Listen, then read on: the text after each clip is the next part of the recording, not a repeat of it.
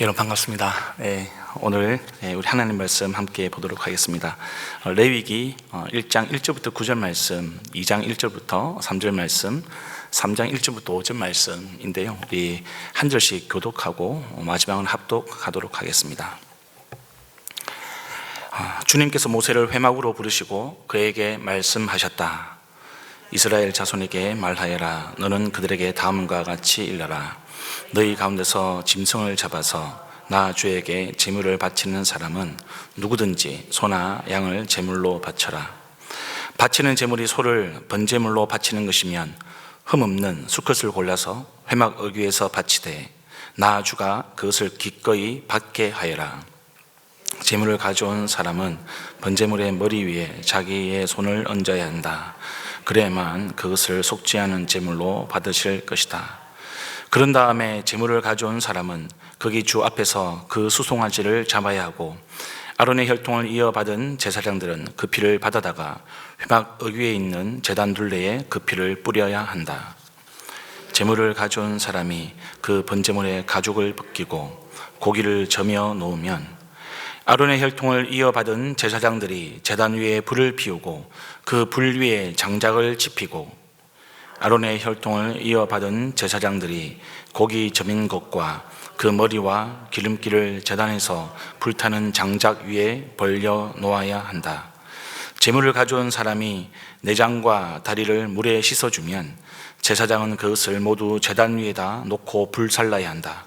이것이 번제인데 이는 제물을 불에 태워서 그 향기로 나 주를 기쁘게 하는 살라 바치는 제사이다. 나 주에게 곡식 제물을 바치는 사람은 누구든지 고운 밀가루를 제물로 바치는데 거기에 기름을 붓고 향을 얹어서 바쳐야 한다. 그가 그 제물을 아론의 혈통을 이어받은 제사장들에게 가져오면 제사장은 기름으로 반죽한 밀가루에서는 가루 한 줌을 걷고 향은 다 거두어서 그 제물을 모두 바치는 정성의 표시로 제단 위에 올려놓고 불살라야 한다. 이것이 제물을 불에 태워서 그 향기로 나 주를 기쁘게 하는 살라 바치는 제사이다. 곡식 제물 가운데서 살라 바치고 남은 것은 아론과 그 아들들의 몫이다. 이것은 나 주에게 살라 바치는 제물에서 온 것이므로 가장 거룩한 것이다.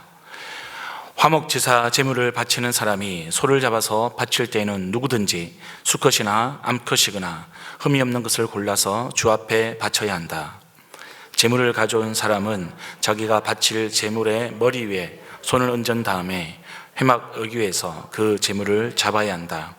그러면 아론의 혈통을 이어받은 제사장들이 그 피를 제단 둘레에 뿌릴 것이다. 제물을 가져온 사람은 화목제물 가운데서 내장 전체를 덮고 있는 기름기와 내장 각 부분에 붙어 있는 모든 기름기와 두 콩팥과 거기에 덮여 있는 허리깨의 기름기와 콩팥을 떼어낼 때에 함께 떼어낸 간을 덮고 있는 껍질을 나 주에게 살라 바치는 제물로 가져와야 한다. 함께 했습니다. 그러면 아론의 아들들이 그것들을 제단에서 불타는 장작 위에 올려놓은 번제물 위에다 놓고 불사를 것입니다. 이것이 제물을 불에 태워서 그 향기로 나 주를 기쁘게 하는 살라 바치는 제사이다. 아멘. 네, 성도 여러분, 오늘은 이스라엘 제사에 대해서 좀 정리를 하면서 우리 주님이 주시는 그 제사를 통해서 우리들에게 베풀어 주시는 그리고 원하시는 구원의 메시지를 좀 함께 붙들고자 합니다. 이스라엘 백성들에게는 크게 5가지 제사가 있습니다. 첫 번째로는 이제 번제고요. 그 다음에 소제, 화목제, 그 다음에 속죄제와 속건제입니다. 오늘은 이 5가지 중에서 3가지 제사, 번제, 소제, 화목제를 좀 다루어 보고자 합니다. 그리고 각 제사마다 가지고 있는 어떤 영적인 그런 의미들을 우리가 함께 살펴보고요. 우리의 신앙생활에 적용해 보고자 합니다. 저는 예전에 그런 의문이 잠시 들었습니다. 잠시. 그게 뭐냐면, 아니 하나님은 제사를 좀 하나로 통합해가지고 이렇게 이스라엘 백성들이 안 그래도 이 광야 생활 하는데 막 이것저것 다른 종류의 제사를 준비하는 거 힘들지 않을까? 좀 편안하게 해주면서 좀 하나로 제사를 통합하면 더 좋지 않았을까? 이런 생각을 잠시 했습니다. 잠시. 근데 왜 하나님께서 이렇게 좀 복잡하게 보이는 5가지의 제사를 정해서 이스라엘 백성들에게 지키라 이렇게 말씀을 하셨을까? 시간이 지나면서 말씀을 묵상하는 가운데 이스라엘 백성들에게 제사를 이렇게 5가지로 나누어 주신 것, 이것은 하나님이 이스라엘 백성들을 힘들게 하기 위해서 그런 것이 아니라요, 하나님과 이스라엘 백성들이 관계를 맺어 나감에 있어 가지고 다양한 이제 영역들이 존재한다라는 겁니다. 그리고 하나님이 그런 제사 하나하나를 통해서 주시고자 하시는 그런 은혜의 모양들이 조금씩 다르고 각 은혜마다 충만하게 그 이스라엘 백성들이 자신의 신앙을 견고하게 세워가는 그런 것들을 이제 원하신다라는 거죠. 그리고 나중에는 이제 그 각 제사가 오실 예수님, 오실 메시아의 어떤 구속적인 그런 사역, 구원의 그런 사역들을 보여주는, 그것을 예표한다는 것도 우리는 잘 유념해서 봐야 합니다. 이것을 통해서 이스라엘 백성들이 하나님께 나와서 이렇게 죄 용서함을 받고요, 용서함을 받을 뿐만 아니라 감사할 뿐만 아니라 내가 헌신할 뿐만 아니라 그것을 통해서 하나님을 온전하게 닮아가는, 그것을 하나님께서는 이 제사를 통해서 이스라엘 백성들과 함께 하나님 나라를 이루어 가기를 원하신다는 겁니다. 그러면 첫 번째로 우리가 살펴볼 내용은 이제 번제입니다. 번제. 우리가 읽었던 레위기 중에서 1장 1절부터 이제 9절까지의 말씀이 이 번제에 대한 내용입니다. 이 번제라는 것은 태우다라는 뜻인데요, 이 히브리어 단어로는 이제 올라입니다. 올라. 흥미롭게도 우리말에 올라가다, 거기에 이제 올라하고도 발음이 똑같습니다. 이 올라의 뜻은 올리다, 올리는 것, 바치다, 이런 뜻을 가지고 있습니다. 그러니까 그 의미 그대로 이 번제 짐승의 모든 부위가 이 단위에 올려지는 거죠. 바쳐지는 겁니다. 그리고 그것이 이제 불에 타면서 짐승 전체가 이제 연기로 이제 변합니다. 그 연기로 변하는 것을 하나님은 무엇이라고 말씀하시면 이것이 내가 좋아하는 향기라고 하는 것이죠. 여러분, 우리가 핏기 없는 고기를 구우면 굉장히 이제 구수한 냄새가 납니다. 근데 여러분, 이 피가 제거되지 않은 그리고 피를 제거하는 과정에서 이 고기를 굽게 되면 이제 굉장히 이제 비린내도 동시에 나는 것을 우리가 경험할 수 있겠습니다. 이런 이제 장면들을 우리가 생각하면서 한번 번제에 대해서 우리가 계속 좀 생각을 해봐야 할 겁니다. 번제에 사용된 제물은 이제 수송아지뿐만 아니고요, 순양도 있고 순염소도 있고 비둘기도 있었습니다. 이 비둘기를 제외한 나머지 이제 동물들은 흠이 없는 그런 일련된 수컷이었습니다. 그러니까 흠이 없다라는 것은 그만큼 내가 가지고 있는 것 중에서 가장 귀한 것을 이제 들고 나와야 한다는 거죠. 이렇게 귀한 제물을 들고 나올 때 바치는 방법도 하나님께서 다 규정해 놓으셨습니다. 짐승을 바치는 사람이, 백성이 나옵니다. 그 백성이 짐승을 끌고 오겠죠. 끌고 와서 이 회막문 여호와 앞으로 이제 가지고 나옵니다. 그러면 이제 그 사람이 제물 위에, 바칠 제물 위에 머리를 얹고 이제 안수를 하게 됩니다. 그리고 제물을 잡습니다. 그러면 그 피를 먼저 제거를 해서 제사장에게 줍니다. 그러면 그 피를 받은 제사장은 그 모든 피를 가지고 번제단 사면에 이제 뿌리는 거죠. 그때 이제 피 비린내가 나는 겁니다. 그러면 이제 제물을 바치는 자가 이 제물의 가죽을 벗기고요, 각을 뜹니다. 각을 뜬다라는 것은 이제 토막을 내는 거죠. 그 토막 낸 부위마다 이제 머리도 있고 뭐 내장도 있고 뭐 정강이도 있고 각 부위가 있지 않겠습니까? 이제 그것을 단 위에 올려서 이제 완전히 이제 불사르는 겁니다. 여러분, 이렇게 복잡다단한, 그리고 때로는 사람이 생각할 때 비위가 상할 만한 그런 과정들을 통해 가지고 내가 얼마나 비루한 존재인지를 이제 깨닫는 거죠. 그리고 그 제물이 나를 대신해서 죽어가는 모습을 보면서 내 죄의 심각함을 이제 깨닫는 겁니다. 이런 번제에는 크게 2가지 목적이 있습니다. 하나는 1차적인 목적은 감사로 드리는 그런 헌신, 봉헌이라는 거죠. 여러분, 아브라함을 기억하실 겁니다. 아브라함이 이 하나밖에 없는 이삭을 이제 번제로 바칩니다. 그걸 하나님이 명령하셨죠. 하나님의 목적이 무엇이었습니까? 네, 아브라함이 정말 온전하게, 완전하게 순종하는가, 나의 말을 듣고 자신의 삶을, 자신의 가진 모든 것을 헌신하는가, 이것을 이제 확인하고 싶으셨던 겁니다. 그리고 그것을 통해서 아브라함이 그 믿음을 가질 수 있도록 견인하시는 거죠. 그냥 의심스러워서 아브라함의 믿음을 테스트하는 게 아니고요, 아브라함이 그런 믿음까지 나올 수 있도록, 부활의 믿음까지도 나올 수 있도록 견인하는 겁니다. 레위기 1장 3절에 우리가 읽었습니다. 그 표현 가운데 나 주가 그것을 기꺼이 받게 하여라 라고 표현을 하고 있습니다. 번제를 그냥 드릴 때 대충 드리지 말고 내가 기꺼이 받을 수 있도록 나오라는 거죠. 이것을 여러분 개역개정에서는 뭐라고 이제 번역했냐면, 기쁘게, 내가 기뻐할 수 있도록 제사를 드려라, 이렇게 번역을 하고 있습니다. 그것은 여러분 전적으로 이 제사를 드리는 사람의 기준이 아니고 하나님의 기준에서 제사를 드려야 된다는 거죠. 우리가 제사를 드리거나 우리가 예배를 드릴 때 얼마만큼 우리 중심의 예배를 드리고 있는지 하나님은 점검해 보기를 원하시는 거죠. 그 예배의 중심이, 예배의 주인이, 그 제사의 주인이 누구냐라는 겁니다.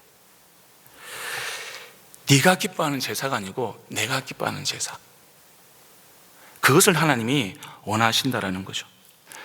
그래서 그 제사를 드릴 때 하나님이 원하시는 모습은 완전한 순종, 완전한 헌신인 거죠. 그런 모습으로 네가 나올 때, 번제를 드릴 때 내가 기뻐한다는 겁니다. 그래서 여러분, 번제라는 것은 우리의 신앙의 성장을 위해서 주시는 하나님의 은혜의 방편인 겁니다. 여러 차례 우리가 감사를 표하면서 번제를 드릴 때마다 내 삶에서 이 예배가 얼마나 중요하고, 이 예배의 주인은 내가 아니라, 나 중심의 예배가 아니라, 제사가 아니라 하나님 중심의, 오직 하나님께 드려지는 그런 제사라는 것을 깨닫게 되는 겁니다. 두 번째로 여러분, 이 번제가 드려지는 목적은 하나님의 백성이 죄를 지었습니다. 그런데 그때 하나님의 징벌을 피하기 위해서, 그 죄를 면해주기 위해서 드리는 것입니다. 예를 들어서 다윗이 자기의 군사력을 이제 자랑하기 위해서, 그런 욕심 때문에 인구조사를 실시했었습니다. 근데 그 결과가 어떤 거였냐면, 하나님의 재앙에 임해가지고 자기만 벌받는 게 아니고요, 이스라엘 백성, 수많은 백성들이 희생되었습니다. 그때 다윗이 무엇을 했냐면 번제를 드렸습니다. 급하게 번제를 드렸습니다. 왜 그렇습니까? 그 제사를 통해서 하나님의 진노를 가라앉히기 위해서였죠. 그 제사를 통해서 그 재앙을 멈추게 하기 위해서였습니다. 이렇게 자기의 죄의 본성, 그것을 용서받기 위해서, 혹은 이 다윗과 다르게 욥은 또 부지불식간에 지은 자기의 죄가 있을까 봐 그 저지른 죄를 용서받기 위해서 이 번제를 드리기도 했습니다. 내가 알고 지은 죄, 내가 모르고 지은 죄 상관없이 나의 죄의 문제를 해결하기 위해서 번제를 드렸다는 겁니다. 신약으로 오겠습니다. 신약으로 보면 누가 이 번제의 제물이 되었을까요? 네, 바로 예수님이었습니다. 예수님께서 저와 여러분을 위해서, 세상의 모든 영혼들을 위해서 이제 번제 제물이 되셨던 거죠. 히브리서 9장 12절 말씀 우리 함께 한번 읽어보도록 하겠습니다. 시작. 단 한 번에 지성소에 들어가셨습니다. 그는 염소나 송아지의 피로서가 아니라 자기의 피로서 우리에게 영원한 구원을 이루어 주셨습니다. 히브리서 10장 14절 이어서 읽도록 하겠습니다. 시작.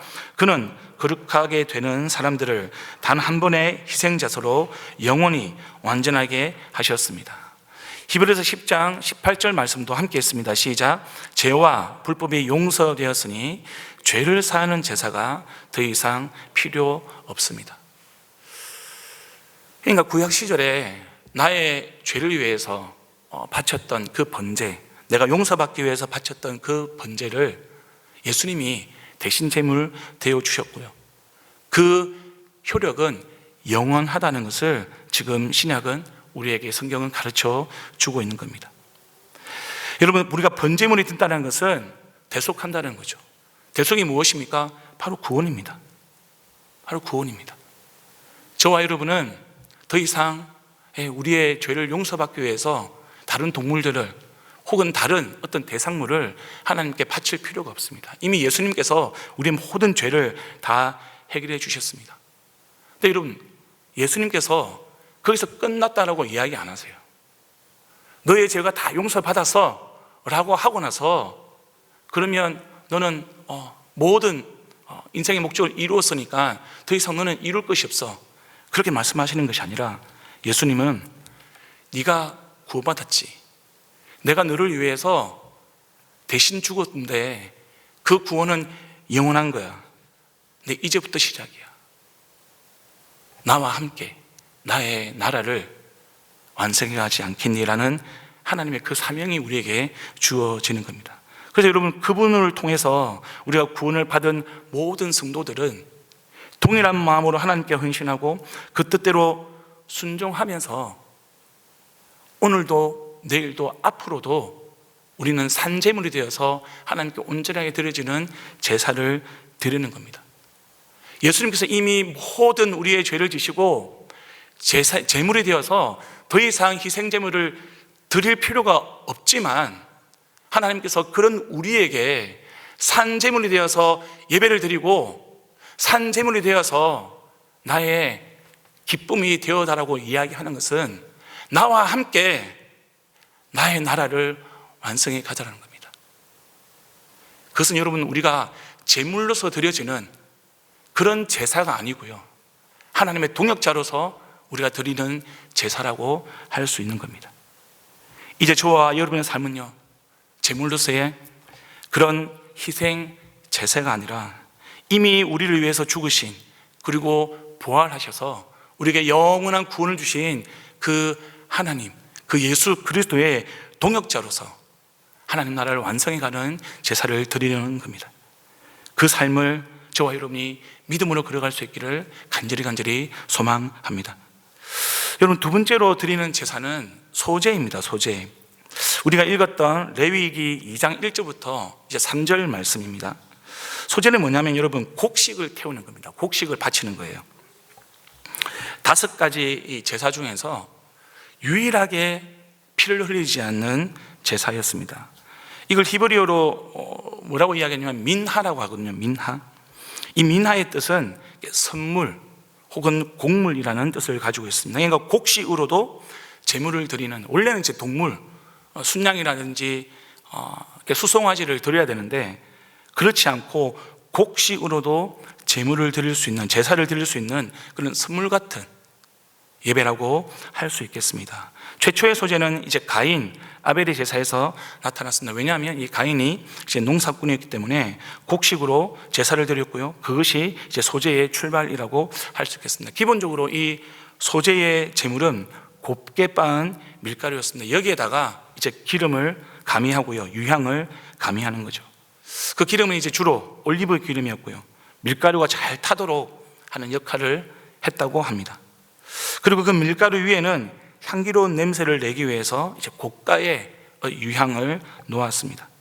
이 소제의 목적도 2가지였습니다. 하나는 우리가 살아갈 수 있도록 곡식을 공급해 주시는 하나님, 그리고 우리를 보호해 주시는 그 하나님의 은혜에 감사하고 경배하는 겁니다. 두 번째로는 가난한 자들, 수송아지가 없고 순양이 없고 심지어 비둘기조차도 살 수 없는 자들, 소유하지 않은 그런 가난한 백성들을 위해서 하나님은 이 소제를 주셨다는 겁니다. 여러분, 가난한 자들이 이 소제를 드릴 때는 이 기름과 향을 추가하지 않았습니다. 그만큼 하나님은 어떤 예배의 형식, 어떤 예배의 기준, 그것보다는 예배를 드리는 우리들의 형편과 우리들의 마음을 헤아려 주신다는 겁니다.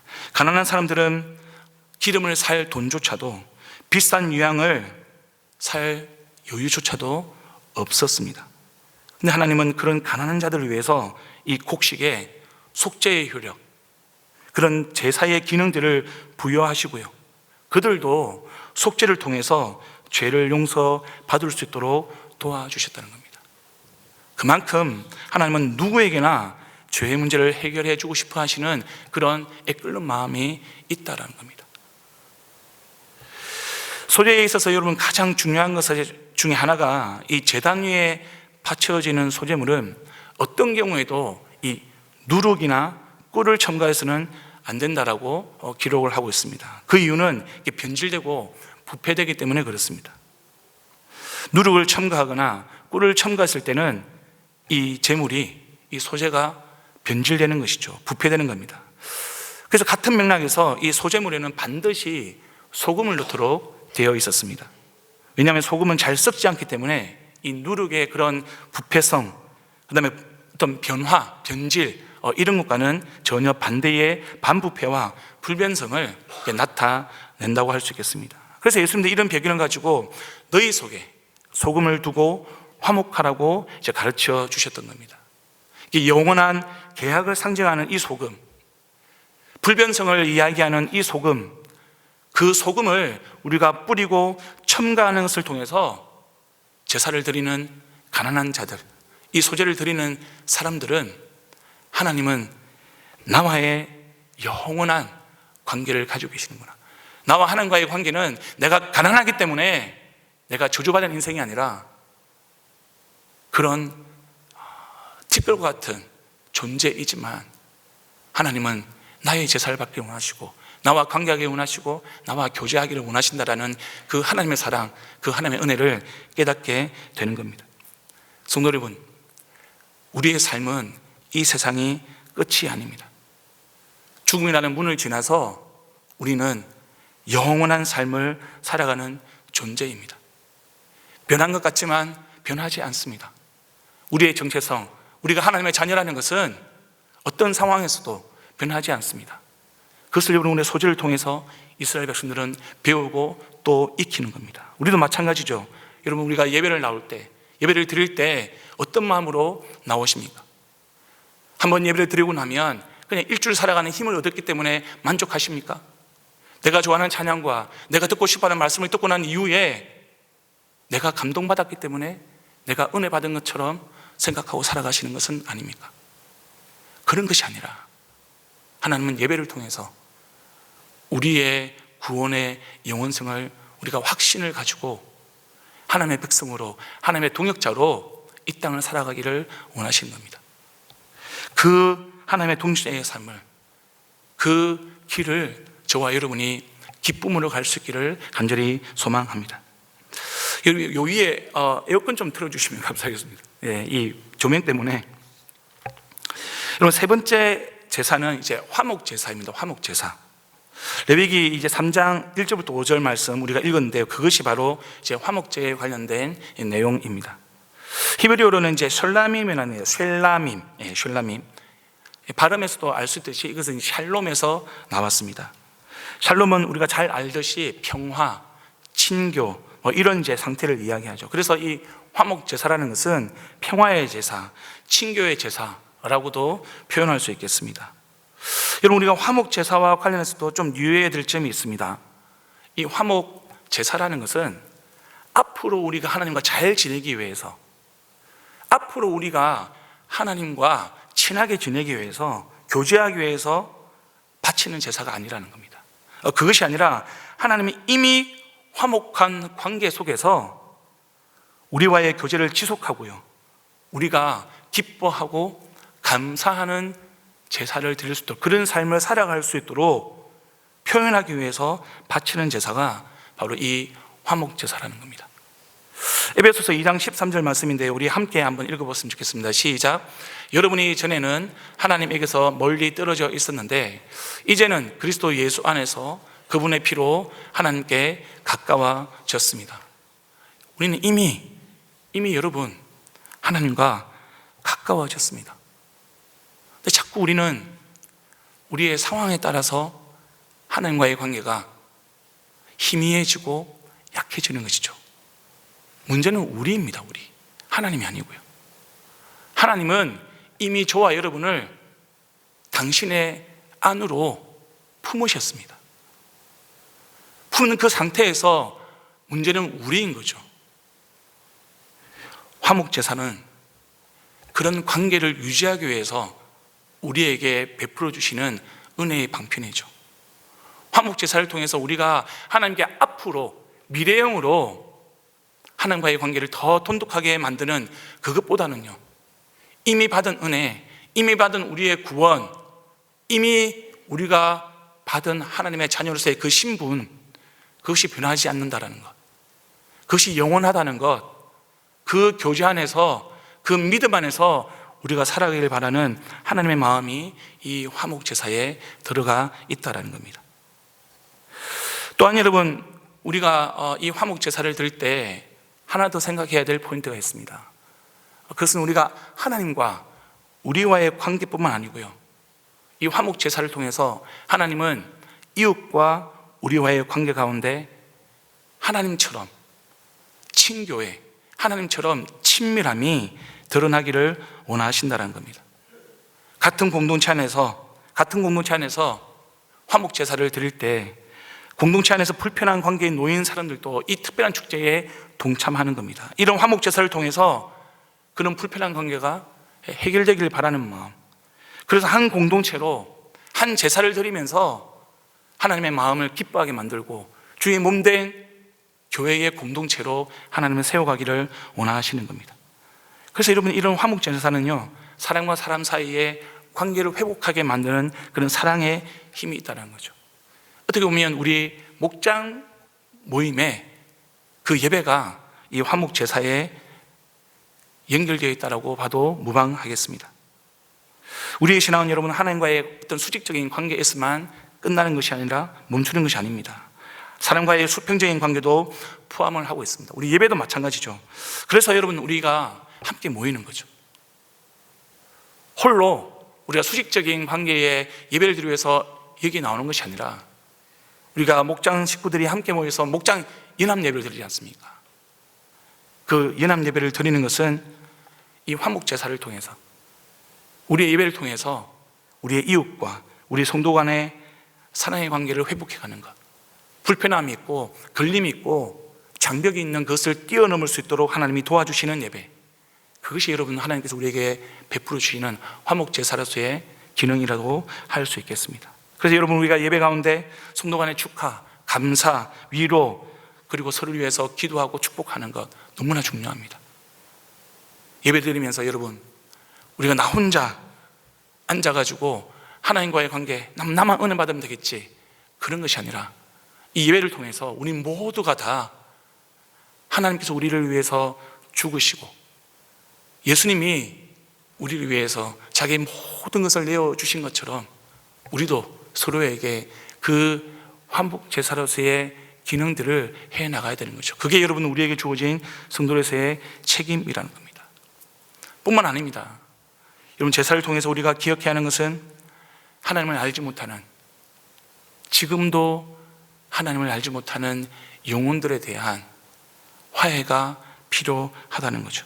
그 이웃들이 하나님의 그 구원 안으로 들어올 수 있도록 우리가 역할을 해야 된다는 겁니다. 그래서 여러분, 베드로는 우리들에게 왕같은 제사장이라고 이야기해 주었습니다. 단순하게 우리가 여러분 예배자, 그런 자리뿐만 아니라 제사장이라는 거죠. 예배자이면서 동시에 제사장이라는 겁니다. 그 기능을 말씀을 통해서 우리에게 약속해 주신 겁니다. 우리는 시간이 있습니다. 우리에는 힘이 있고요, 우리는 남을 섬길 수 있는 은혜를 이미 받았습니다. 그 은혜를 여러분, 저와 여러분이 그냥 우리 삶 속에서 우리만을 위해서 사용하고 우리 공동체만을 위해서, 우리 가족들만 위해서 사용하는 것이 아니라 여전히 하나님을 알지 못하고 어둠 가운데 있는 백성들, 그 백성들이 하나님과 화해할 수 있도록, 그 백성들이 하나님의 친교 안으로 들어올 수 있도록 우리가 섬기고 또 섬기는 것, 그 화목제사의 삶을 저와 여러분이 기쁨으로 살아갈 수 있기를 우리 주님의 이름으로 축원드립니다. 이 시간 여러분 말씀을 기억하면서 함께 기도했으면 좋겠습니다. 하나님, 오늘 하나님의 제사에 대해서 우리가 살펴보았습니다. 우리가 드린 예배를 통하여서 그 예배 안에는 번제의 기능도 있고요, 또 소제의 기능도 있고요, 또 화목제의 기능도 있습니다. 우리의 예배가 단순하게 찬양 한 소절, 설교 한 편을 듣고 감동받는 것으로 끝나는 것이 아니라 하나님께서 우리에게 베풀으신 그 구원이 흘러넘치고 충만해져서 온 세상이, 온 열방이 하나님께로 나오는 그 역사가 이루어지게 하여 주시옵소서. 모든 열방이 하나님께 경배하는 그날까지 우리가 하나님 왕같은 제사장의 역할을 잘 감당할 수 있도록 하나님 우리와 함께하여 주시옵소서. 그리고 가정과 목장과 교회에서 기도하기를 원합니다. 우리 가정만, 우리 목장만, 우리 교회만 우리가 은혜 받고 그에 그치는 것이 아니라 세상을 향해서 우리가 나아가 하나님과 화해할 수 있도록 우리가 하나님 징검다리가 되어주고 우리가 예수님처럼 그들에게 구원의 통로가 되어주는 귀한 성경의 삶을 살아갈 수 있도록 하나님 도와주시고 인도하여 주시옵소서. 열방의 선교사님들을 위해서 함께 기도하기를 원합니다. 우리가 파송하고 우리가 협력하고 우리가 후원하고 있는 모든 목장의 선교사님들, 그 선교사님들의 사역과 삶을 통하여서 하나님 그분들이 왕같은 제사장이 되어서 그 삶의 현장에서 드리는 예배, 그 삶의 현장에서 드리는 번제와 화목제와 또 소제를 통하여서 하나님을 알지 못하는 사람들이 그들을 통하여 하나님께로 나오는 그 구원의 역사가 일어날 수 있도록 하나님 도와주시옵소서. 함께 기도하고 가지고 나오신 개인의 기도 제목으로 계속 기도를 이어가시겠습니다. 함께 기도합니다.